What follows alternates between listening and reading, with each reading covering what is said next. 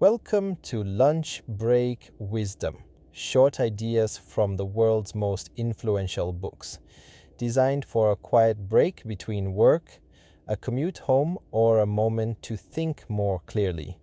Today's episode explores one of the most profound and poetic works ever written, the Tao Te Ching, attributed to Lao Tzu. If Stoicism teaches us how to endure life's storms with discipline, the Tao Te Ching teaches something quite different. It teaches us how to move with life rather than constantly fighting against it. It asks an unusual question. What if the harder you try to control everything, the more suffering you create? This idea runs against much of modern culture. Today, people are encouraged to optimize relentlessly, work harder, hustle more, control outcomes, force progress, dominate circumstances. The Tao Te Ching offers another possibility. Perhaps wisdom lies not in constant striving, but in learning when to act and when to let go. Perhaps strength sometimes looks like softness. Perhaps power sometimes appears as humility. Perhaps peace emerges not through controlling life, but through cooperating with it.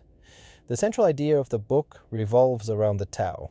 The word Tao is often translated as the way. Yet, Lao Tzu immediately cautions readers, the Tao that can be spoken is not the eternal Tao. In other words, ultimate reality exceeds language. Life contains mysteries. Attempts to capture everything through rigid definitions inevitably fall short. This insight encourages humility. Human beings naturally seek certainty, labels, explanations. Yet wisdom often begins by recognizing the limits of understanding. The first major theme of the Tao Te Ching concerns Wu Wei, often translated as effortless action. At first glance, this concept appears passive. Does it mean doing nothing, avoiding a responsibility? Not at all. Wu Wei means acting in harmony with reality rather than forcing outcomes unnecessarily. Consider water. Water does not struggle. It adapts, flows around obstacles, finds pathways naturally, and yet, over time, water shapes landscapes. Lao Tzu repeatedly uses water as a metaphor for wise living, flexible, persistent, gentle, powerful. This principle applies practically. Sometimes forcing conversations creates resistance. Sometimes excessive planning produces anxiety. Sometimes growth requires patience rather than constant intervention. Wu Wei invites discernment. When is action required? When is acceptance wiser? Another profound theme involves simplicity. Modern societies often equate more with better, more possessions, more commitments, more achievements. Yet, despite abundance, many people feel overwhelmed. Lao Tzu suggests that unnecessary complexity contributes to suffering. Simplicity creates space for reflection, presence, connection. This does not require rejecting ambition entirely.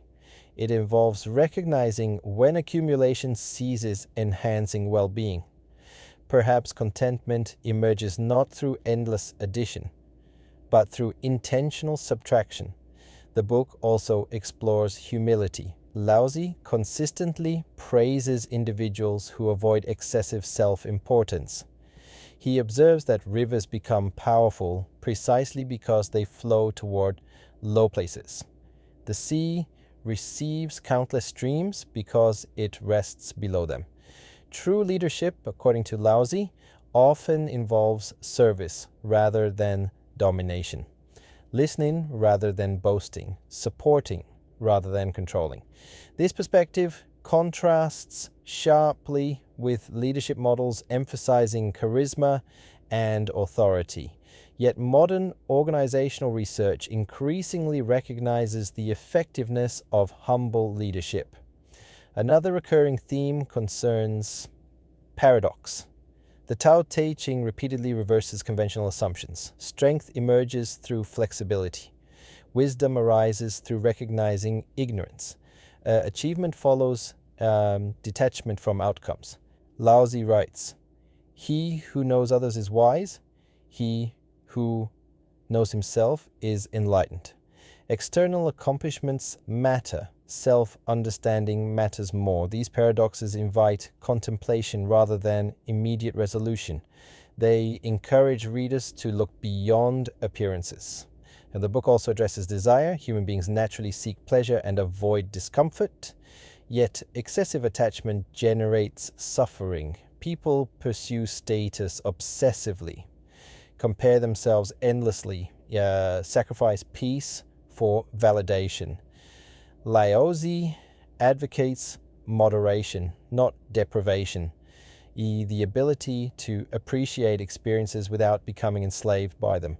Freedom increases when identity depends less upon external conditions.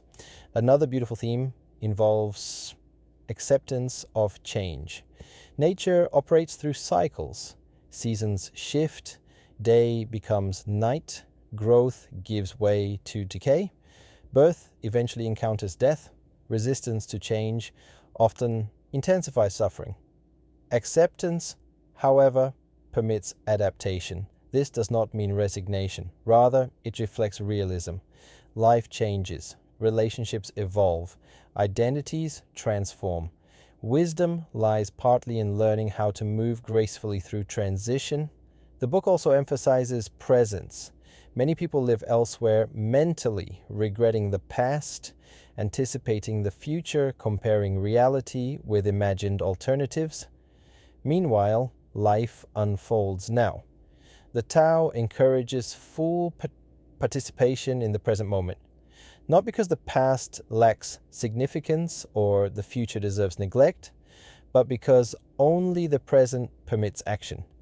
Peace frequently emerges through attention. Another profound lesson concerns non-contention. Laozi observed that much conflict arises through unnecessary competition, the need to win every argument, prove superiority, defend ego. He asks, must every disagreement become a battle? Can firmness coexist with gentleness? Can confidence coexist with humility? The strongest individuals often possess the least need to dominate. The book also explores leadership. Laozi suggested that the best leaders remain almost invisible. They empower others, create conditions for success, resist excessive control. When the work is complete, people feel ownership rather than dependency. This approach contrasts sharply with leadership styles seeking constant recognition. Service replaces self-promotion. Another recurring theme involves trust. Modern life encourages hypervigilance, control, certainty, yet many aspects of existence remain unpredictable. Relationships involve vulnerability. Parenting involves uncertainty. Creativity requires experimentation. Trust becomes essential. Trust in processes, trust in adaptation. Trust that life can be navigated without controlling every variable. Toward the conclusion of the Tao Te Ching, Laozi repeatedly returns to balance, yin and yang, activity and rest, strength and softness, action and stillness. Wisdom involves recognizing that apparent opposites often complement one another. Modern societies frequently celebrate intensity, productivity, acceleration. The Tao reminds readers of another truth. Rest restores creativity. Stillness clarifies thinking. Compassion strengthens relationships. Balance sustains flourishing. Ultimately, the Tao Te Ching endures because it addresses a deeply human temptation. The temptation to force life, to grip tightly, control excessively, define rigidly. Laozi offers another possibility, the possibility of flowing, listening, adapting, trusting. Perhaps the greatest lesson is this. Many people spend enormous energy resisting reality, fighting change, demanding certainty, chasing approval. The Tao invites Is another relationship with existence, not passivity, but participation without excessive attachment, engagement without desperation, effort without strain, because water, despite its softness, shapes mountains. Gentleness influences hearts. Humility creates connection. And peace often emerges not through conquering life, but through learning its rhythms. Perhaps wisdom does not always involve doing more. Perhaps sometimes it involves doing less, listening more carefully, trusting more deeply, living more simply, and remembering that the deepest truths often reveal themselves not through force, but through quiet attention, because the way has always been present, waiting patiently for those willing to slow down enough to notice it. In summary, key concepts from the Tao Te Ching. 1. The Tao, reality, exceeds complete intellectual understanding. 2. Wu Wei, act harmoniously rather than forcefully. 3. Simplicity supports peace. Less can truly become more. 4. Humility strengthens leadership. Service outlasts self-importance. 5. Embrace change. Flexibility enhances resilience. 6. Practice non-contention. Not every disagreement requires combat. 7. Balance sustains flourishing. Opposites often complement one another. Everyday takeaways for you. Notice where you may be forcing outcomes unnecessarily. Simplify one area of life creating overwhelm. Practice listening before reacting. Embrace flexibility during periods of change.